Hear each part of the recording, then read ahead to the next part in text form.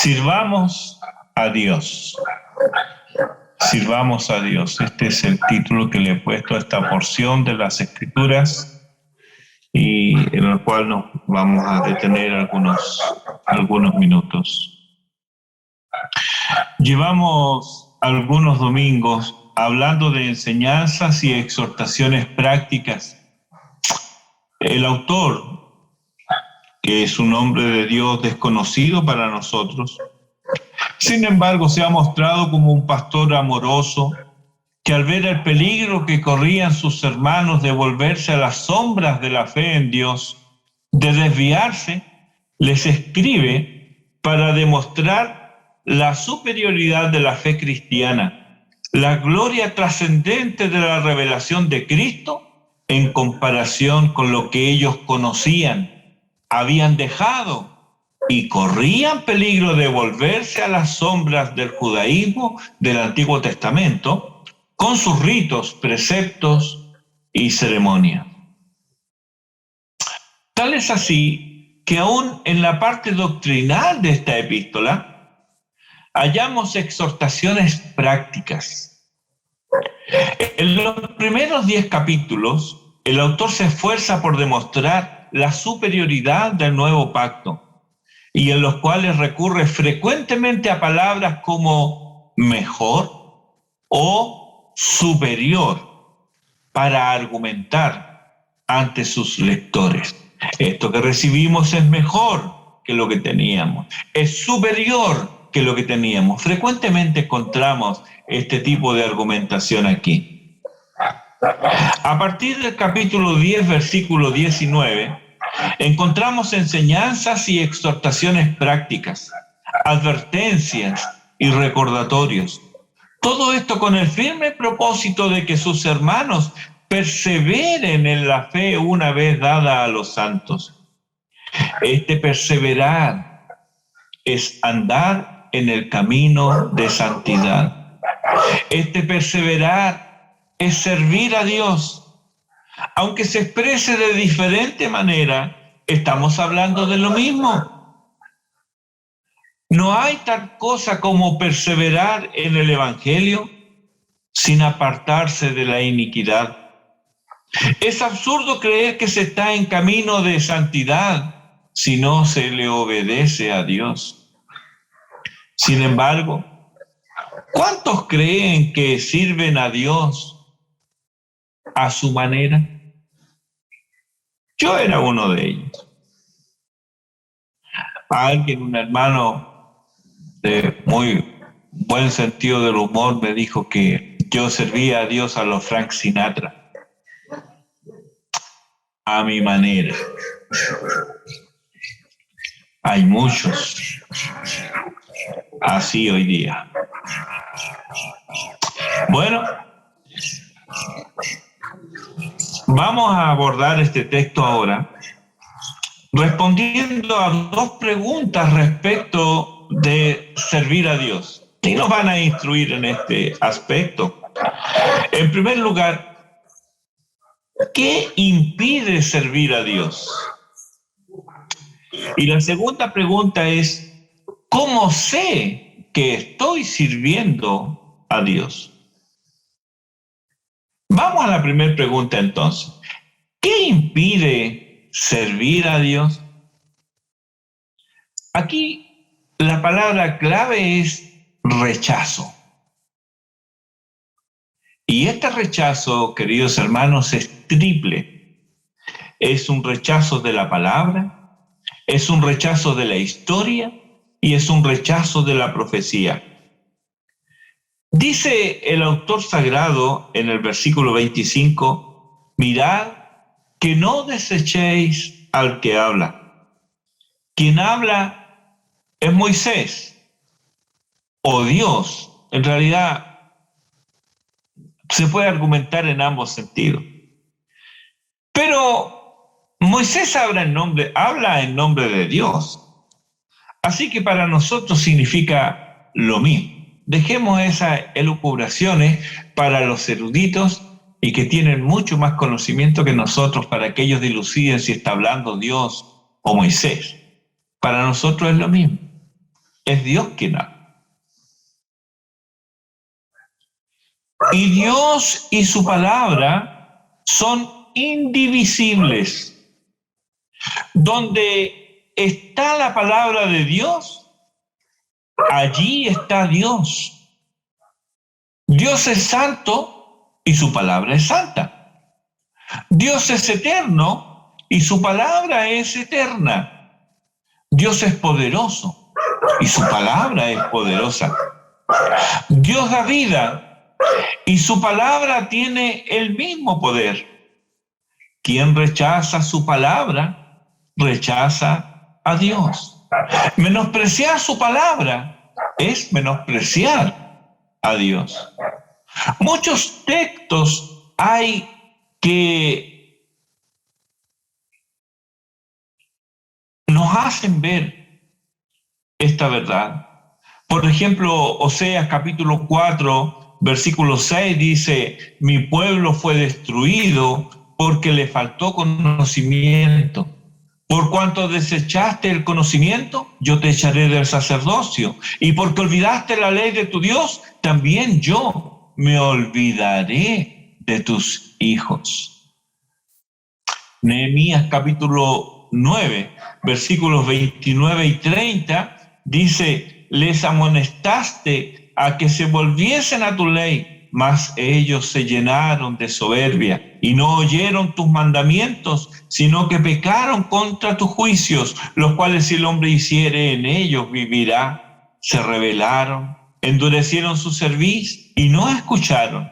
Les soportaste por muchos años y les testificaste con tu espíritu por medio de tus profetas, pero no escucharon.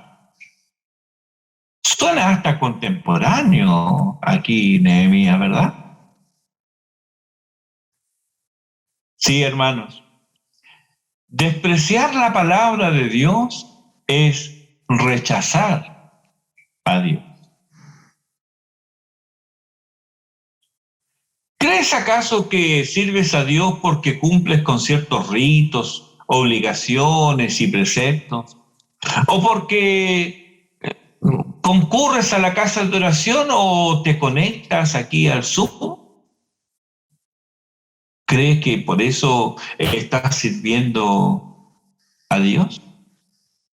Bueno, tal es el engaño de muchos que mientras desobedecen mandatos claros de la palabra de Dios y aparentan obedecer algunas directrices bíblicas o denominacionales, van por la vida muy tranquilos, sintiéndose salvos y seguros. Pero es mi tarea incomodarte en esta mañana. La vida de desobediencia no es en absoluto buena señal. En el primer libro de Samuel, en el capítulo 15, los versículos 22 y 23, habla Dios por medio del profeta Samuel a Saúl y le dice: ¿se complace Jehová tanto en los holocaustos y víctimas como en que se obedezca a las palabras de Jehová? Ciertamente el obedecer es mejor que los sacrificios y el prestar atención que la grosura de los carneros. Porque como pecado de adivinación es la rebelión, y como ídolos e idolatría la obstinación. Por cuanto tú desechaste la palabra de Jehová, Él también te ha desechado. Rechazar a Dios es rechazar su palabra. Rechazar su palabra es rechazar a Dios. No se puede hacer una cosa sin incurrir en la otra.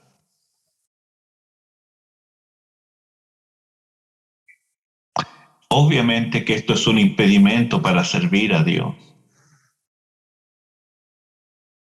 Otro impedimento en el servicio a Dios es rechazar la historia. Es ignorarla, pasarla por alto. Versículo 25 de Hebreos 12. Porque si no escaparon aquellos que desecharon al que les amonestaba en la tierra, mucho menos nosotros si desecháremos al que amonesta desde los cielos. Aquí el autor les llama a considerar eventos históricos registrados y preservados en la palabra de Dios. Debían atender estas historias y sacar provecho de ellas. Dios se manifestó en la historia del hombre. Dios es el Dios de la historia. Vemos cómo Él se mueve y manifiesta en la historia. Y como Dios no cambia, lo que condenó ayer, lo condena hoy también. Él no promulgó su ley luego de pasar una encuesta o atender supuestos reclamos populares. Su ley no obedece a modas o gustos pasajeros de mentes entenebrecidas, sino que son un reflejo de su santidad y su justicia. Lo que Él castigó ayer, sin duda alguna, lo castigará hoy. Lo que era malo en tiempos de David sigue siendo malo hoy a ojos de Dios, a pesar que han transcurrido 3000 años ya. El hombre puede mudar de parecer y de costumbres. Y hoy aprobar lo que sus padres rechazaron y sus abuelos abominaron, no se avergonzaban hasta de hablar de ello. Pero eso no lo hace correcto. El libro de Isaías, capítulo 5, versículo 20, dice: ¡ay de los que a lo malo dicen bueno y a lo bueno malo, que hacen de la luz tinieblas y de las tinieblas luz, que ponen lo amargo por dulce y lo dulce por amargo! Ejemplos de estas aberraciones en nuestra sociedad tenemos muchas. La aceptación del adulterio hoy día como un mal menor y esperable. La abundancia de fornicación. El homosexualismo en todas sus formas. El aborto y un largo etcétera.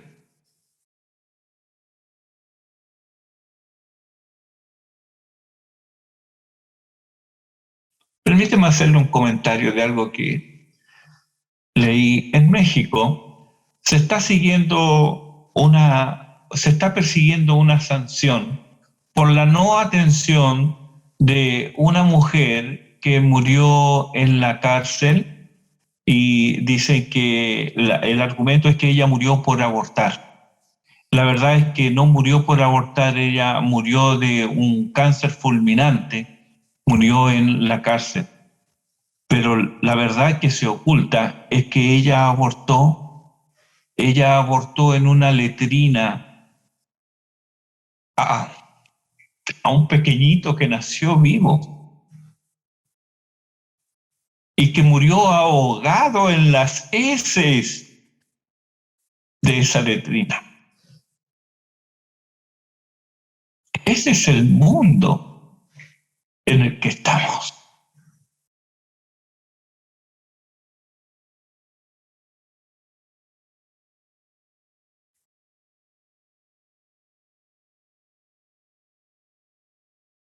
Dios castigó estas conductas. Y si Dios castigó estas conductas, mira, Dios va a castigar estas conductas hoy también.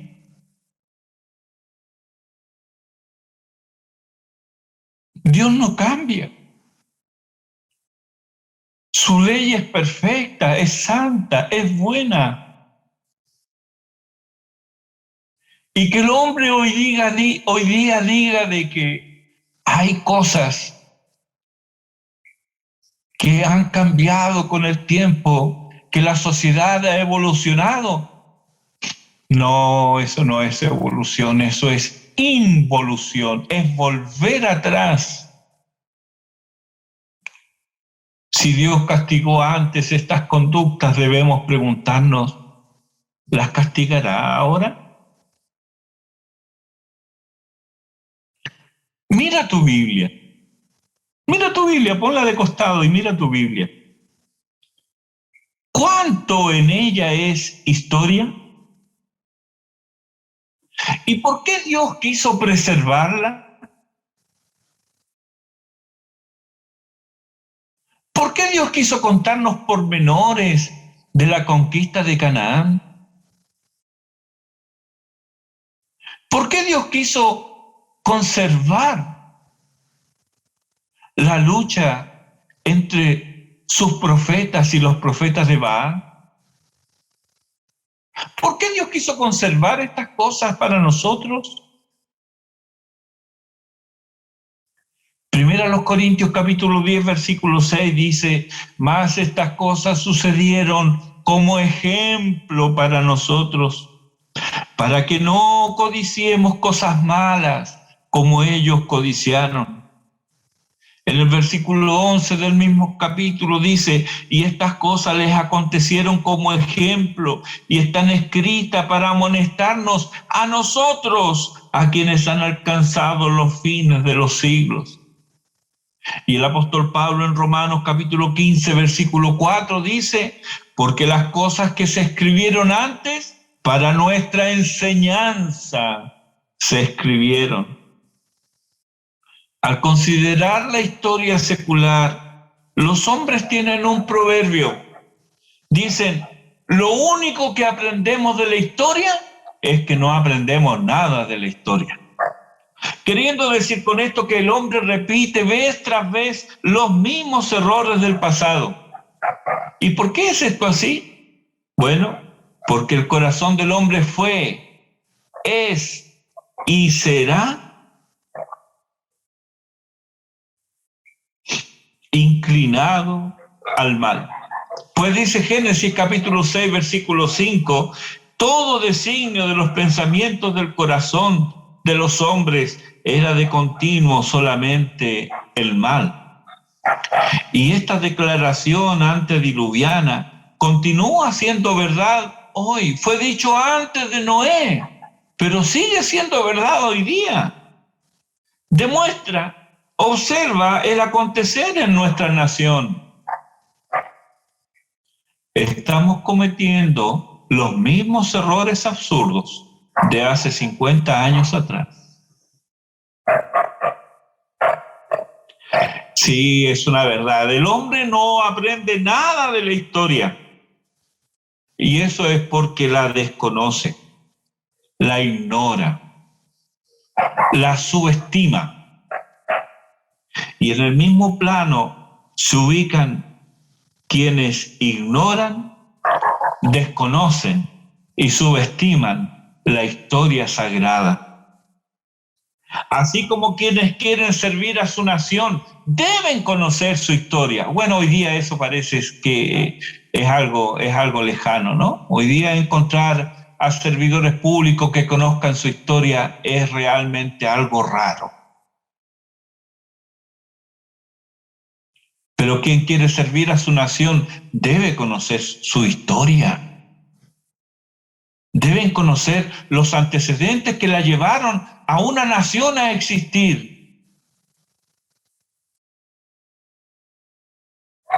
Bueno, de la misma manera y más excelentemente aún, quienes tienen el anhelo de servir a Dios deben conocer la historia de la redención.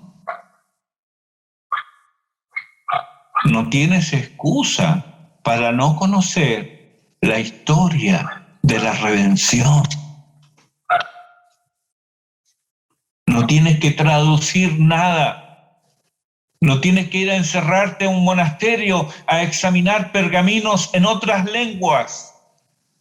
La tienes en tu Biblia. Ahí tienes la historia. Este es un impedimento para servir a Dios.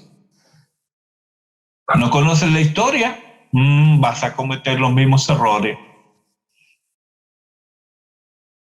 El último impedimento para servir a Dios que tenemos aquí consiste en rechazar la profecía. Dicen los versículos 26 y 27 de nuestro texto, la voz del cual conmovió entonces la tierra, pero ahora ha prometido diciendo, aún una vez, y conmoveré no solamente la tierra, sino también el cielo. Y esta frase, aún una vez, indica la remoción de las cosas movibles como cosas hechas para que queden las inconmovibles. Hay dos acepciones para profecía. La más conocida es aquella que hace referencia al elemento predictivo, y encontramos textos en ese sentido, uno de los cuales es el que justamente tenemos ante nosotros hoy. Pero también es profecía aquello que hace referencia a lo declarativo, es decir, aquello que declara la palabra de Dios, y por ello quienes declaran la palabra de Dios y la explican al pueblo de Dios son llamados profetas. Profetas, no en el sentido de que predicen eventos, sino en el sentido que declaran lo que Dios ya ha revelado. Pero independientemente de a qué acepción nos estemos refiriendo, el rechazo de cualquiera de estas acepciones, el rechazo de la profecía, es un impedimento para servir a Dios. El autor aquí se refiere a algo que Dios ha prometido, algo que está profetizado y que aún no se ha cumplido. Lo encuentras en el libro de Ageo. El autor está citando al profeta Ageo en el capítulo 2, los versículos 6 y 7. Veo algunos ceños fruncidos. Ageo, ¿qué será eso? Bueno, Ageo está en tu Biblia. Tiene 2 capítulos, 38 versículos, 4 mensajes, y en 5 oportunidades les dice Ageo al liderazgo espiritual de quienes volvieron de la cautividad babilónica, les dice, meditad en vuestro corazón. Son mensajes de ánimo, de aliento, pero también les llama a recordar por qué sucedió esa calamidad y cómo viene el día en el cual Dios también juzgará a las naciones. Ageo predijo que no solo la tierra se sacudiría como lo fue el Sinaí. ¿Recuerdas que estuvimos hablando de eso, cómo se sacudía el Sinaí? Bueno, no solo la tierra se va a sacudir, sino que también el cielo cuando Cristo aparezca por segunda vez. Es lo que describe Jesús en Mateo 24, 29. Y predice Pedro en 2 de Pedro capítulo 3, versículo 10. Ahí dice, pero el día del Señor vendrá como ladrón en la noche, en el cual los cielos pasarán con grande estruendo y los elementos ardiendo serán deshechos y la tierra y las obras que en ella hay serán quemadas. Estos textos nos dicen que las cosas que conocemos, las cosas hechas, serán destruidas. Primera de Juan, capítulo 2, versículo 17 nos dice, y el mundo pasa y sus deseos, pero el que hace la voluntad de Dios permanece para siempre. Por lo tanto, no pongamos ninguna de estas cosas en nuestros corazones, que ellas no terminen ocupando el lugar que solo Dios debe ocupar.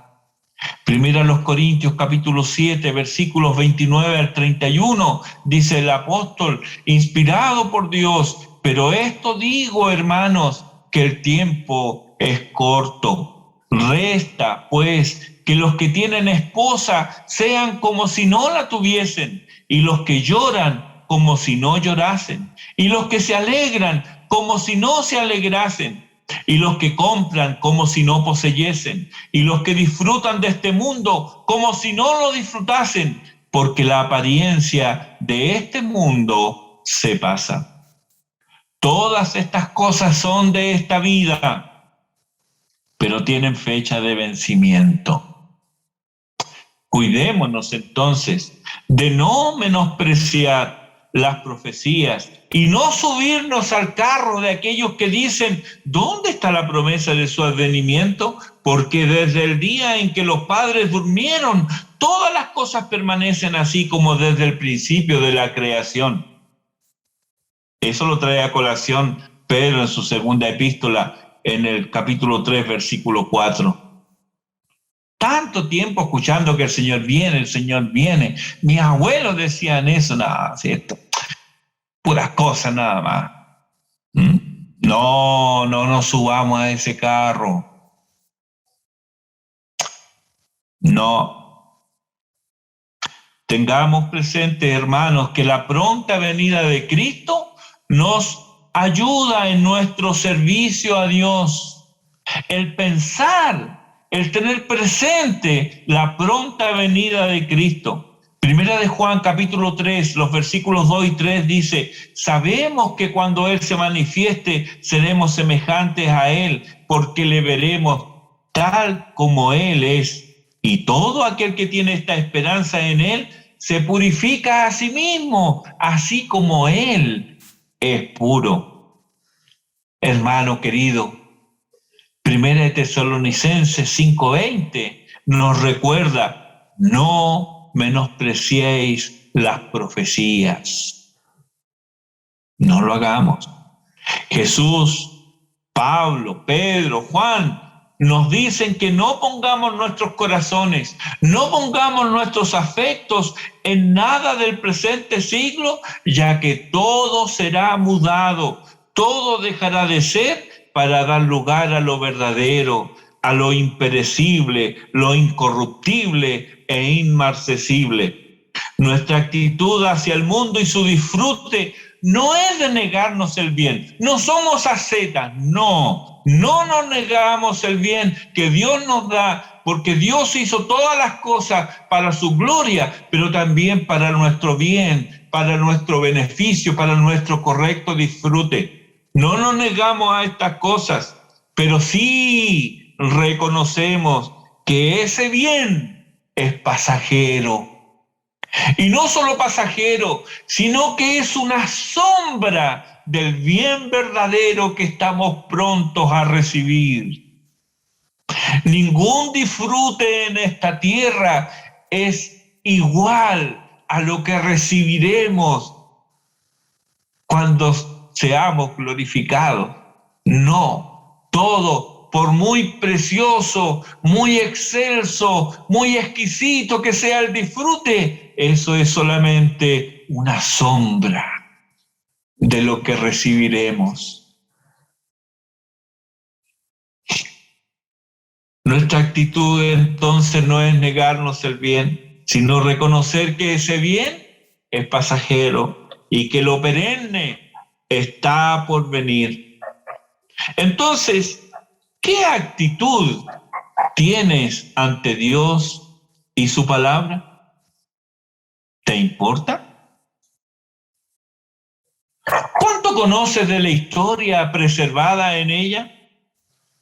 ¿La crees? ¿Y cuál es tu actitud ante la profecía? ¿Atiendes a ella? ¿Notas, hermano, cómo esto se puede resumir midiendo, si cabe tal expresión, midiendo tu real interés y aprecio por la palabra de Dios? Los samaritanos en tiempo de Cristo creían que adoraban a Dios. Ellos tenían su propio templo, su propio sacerdocio y hasta sus propios escritos favoritos. Es decir, ellos adoraban a Dios a su manera y forma de pensar. Adoraban a su pinta. Eran sinceros, meticulosos en su supuesto servicio a Dios. A su manera eran piadosos, pero encontrados por el que debía ser el objeto de adoración, el Santo Hijo de Dios, este no les abona el terreno, ni les felicita por tanta religiosidad manifiesta. No, Su expresión seria y lacónica vino a socavar y minar la confianza que se tenía en esa adoración de factura humana. Dice Juan ahí en el capítulo 4, versículo 22, dice Jesús: vosotros adoráis lo que no sabéis. Adoraban, sí, pero sin conocimiento. No adoraban a Dios, adoraban lo que ellos creían que era Dios, un Dios de su imaginación, un ídolo. Rechazar las Escrituras nos pone en esa vereda samaritana. Entonces, ¿cómo puedo saber si que estoy sirviendo a Dios? ¿Cómo lo puedo saber? Bueno, esa es nuestra segunda pregunta, ¿verdad? Que íbamos a ver en este texto. Los versículos 28 y 29 dice: así que, recibiendo nosotros un reino inconmovible, tengamos gratitud, y mediante ella sirvamos a Dios, agradándole con temor y reverencia, porque nuestro Dios es fuego consumidor. La gratitud brota de recibir algo que no merecemos. Es raro encontrar a un empleado que sienta gratitud al recibir su salario. Aunque uno agradecía a quien le entregaba el sobre cuando los salarios, algunos recordarán eso, cuando los salarios se entregaban en un sobre, ¿verdad? Se entregaba el sobre y la secretaria que entregaba, o la persona que le entregaba el sobre con dinero, uno le decía gracias, muchas gracias. Pero en realidad uno no sentía gratitud por el empleador, no, todo lo contrario, era más bien salía de ahí, miraba la plata o palpaba el sobre y decía: para esto mucho más me tendrían que pagar, ¿verdad? ¿Cuántos no éramos así? Refunfuñábamos el mismo día del pago. ¿Ah? No había gratitud, claro, porque era el pago por un esfuerzo, por un trabajo que se estaba haciendo. Bueno, aquí el autor les dice que ellos han recibido algo que ciertamente no merecen, que no trabajaron para lograrlo. Ni siquiera es un logro, ¿no? Ellos, y el autor se incluye porque dice: recibiendo nosotros, dice, un reino inconmovible. Ellos no trabajaron para eso. Lo recibieron. Un reino que no será jamás conmovido. Un reino destinado a permanecer para siempre. Un reino eterno. ¿Qué reino es este? Este es el cumplimiento de la profecía.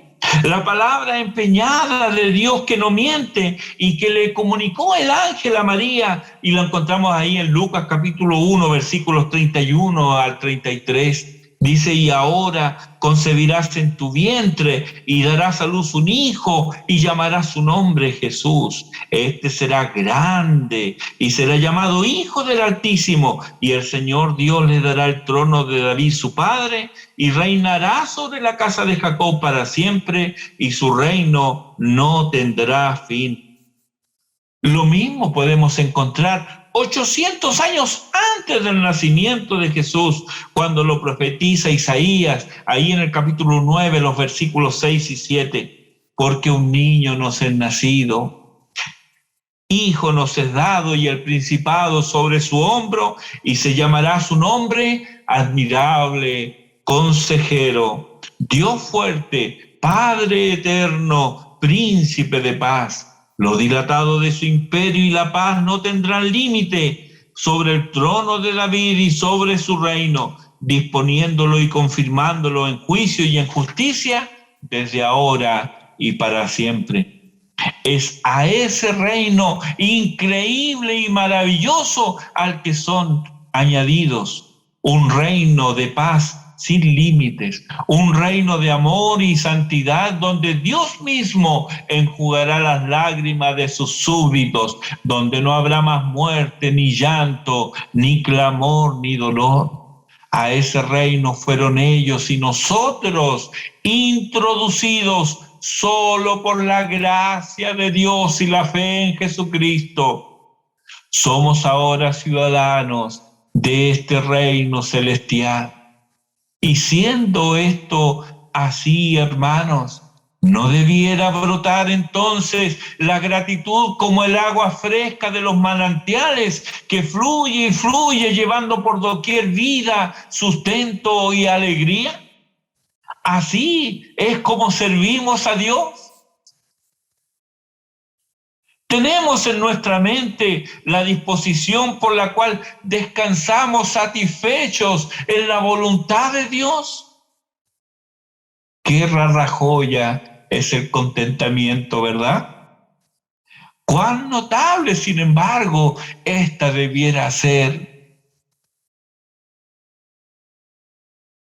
Todo lo que tenemos, todo lo que somos y todo lo que seremos nos viene y nos vendrá de su amorosa provisión.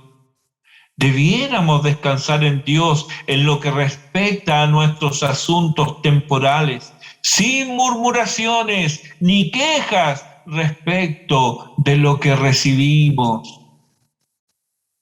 Dios ha sido clemente y misericordioso con nosotros, y nada hay que nos prive de su amor ahora y en el futuro. ¿No es acaso motivo suficiente para vivir con contentamiento y gratitud? Pero aquí es donde el mundo y nuestra naturaleza pecaminosa se unen para hacernos sentir, agrandar las limitaciones, las carencias y ese, como decía un filósofo griego, maldito deseo de tener más. Esto va de la mano con la codicia, que es el deseo de tener más, que en Efesios 4:19 se traduce como avidez. Quien así vive no ama a Dios. Ama las cosas que Dios puede dar, pero en el fondo es un idólatra. Sin embargo, las Escrituras nos exhortan. Aquí en Hebreos 13:5 dice, sean vuestras costumbres. Interesante esto, sean vuestras costumbres. ¿A qué se está refiriendo con costumbre? Se está refiriendo a tu vida, a mi vida, a mi conducta. Sean vuestras costumbres sin avaricia, contentos con lo que tenéis ahora. ¿Por qué? Porque Él dijo, no te dejaré ni te desampararé. Él lo dijo. Y Él no miente. Por eso que es muy difícil cantar ese himno, oh, tu fidelidad así impasible, como que es una ronda infantil. No. Nada me falta, pues todo provees. Esa es una verdad. ¿Y por qué Él lo hace? Porque Él es bueno, porque Él es lleno de gracia, porque su misericordia es desde la eternidad y hasta la eternidad. Porque como se aleja el oriente del occidente, dice el salmista, hizo alejar de nosotros nuestras rebeliones. Pero más alto que los cielos es su misericordia sobre los que le temen. Él es bueno. Sean vuestras costumbres, sea vuestra vida, sea vuestra actitud, sin avaricia. Contentos con lo que tenéis ahora. ¿Es acaso el único texto en ese sentido? No. Por ejemplo, considera 1 Timoteo capítulo 6, versículo 8, dice, teniendo sustento y abrigo, estemos contentos con eso. Hermano, nos dice, miren, si tienen sustento y abrigo, quéjense, porque tienen muchas cosas más que pedir. No, estemos contentos con eso. Si no hay contentamiento con lo que Dios te ha dado, ¿sabes qué? Nada va a llenar tu corazón. No creas que una casa más grande lo va a hacer. No creas que, porque ¿cuánto nos dijimos cuando no teníamos una casa? Ah, pero si tuviéramos una casa, qué distinto sería. No, no es distinto. Porque el problema no es la falta de casa o la falta del auto o la falta de esto o lo de más allá. No, el problema reside aquí en tu corazón. Si en tu corazón no tienes suficiente con Cristo, nada te satisfará.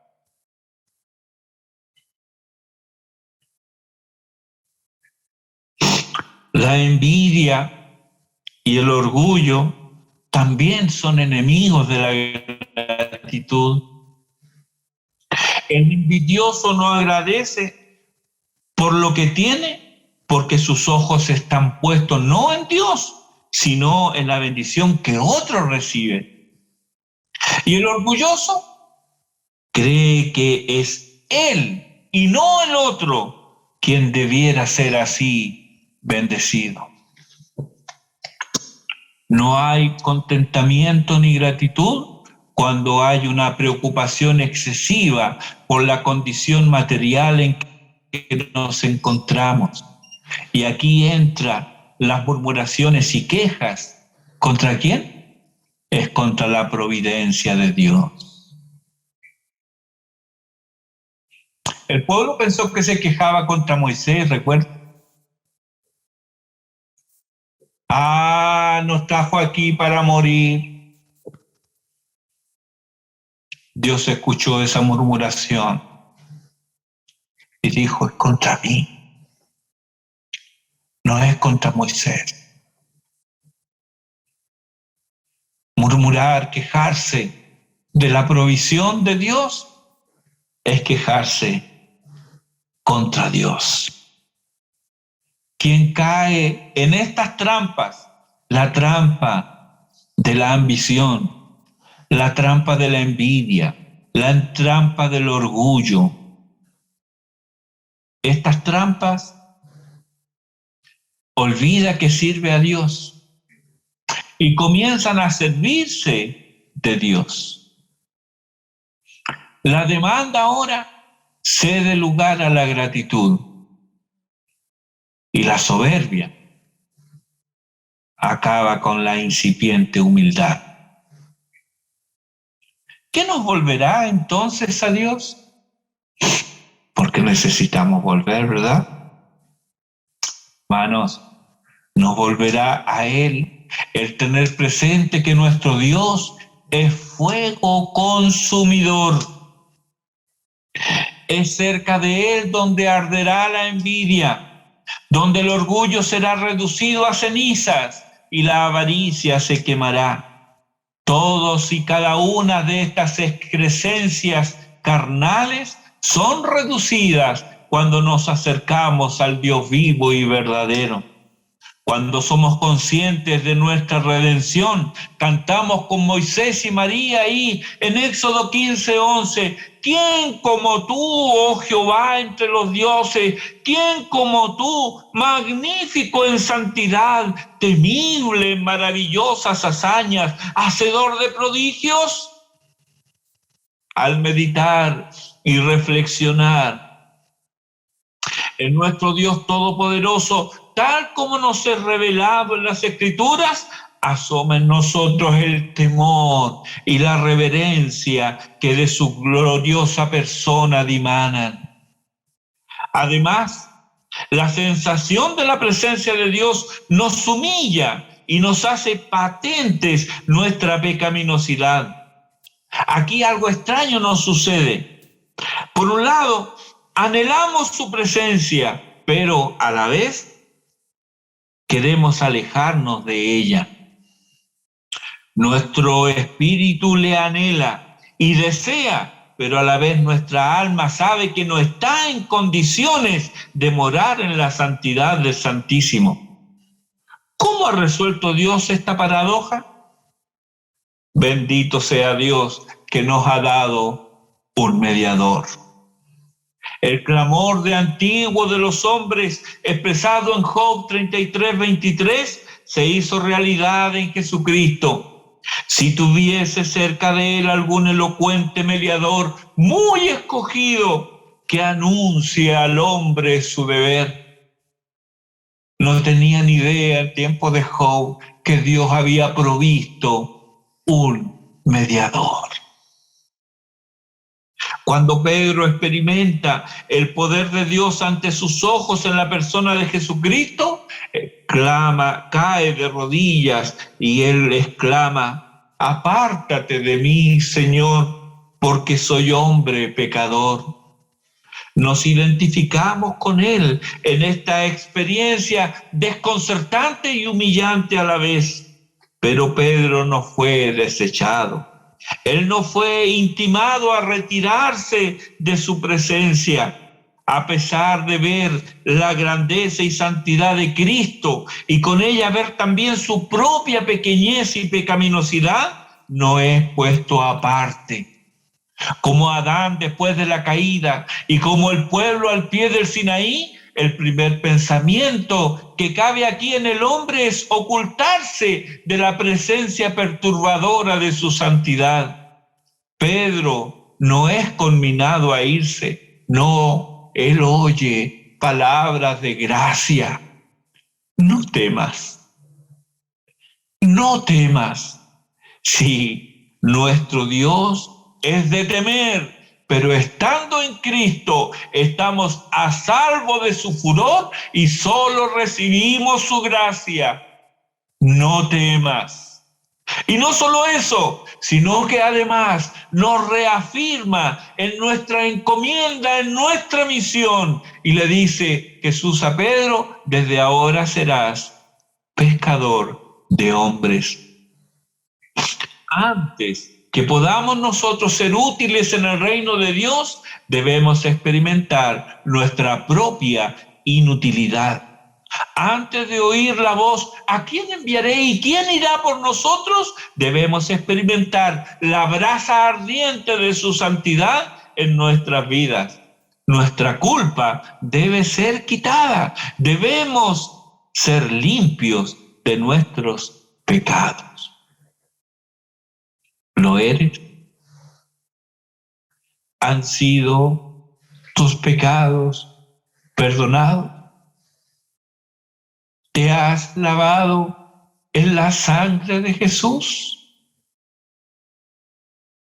¿Has tenido tu encuentro con el Santo? Querido mío, vamos camino a reunirnos con Él. Vamos camino a encontrarnos con Él. No sabemos cuándo, pero ante Él compareceremos. Bendito seas si compareces ante Él en Cristo. Pero si compareces ante Él con toda tu carga de pecado, el fuego de su ira te abrazará por toda la eternidad. Ven hoy a Cristo. Entrégale tu vida y escapa así de la ira venidera.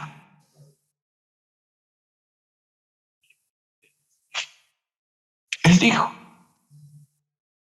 al que a mí viene, yo no le echo fuera.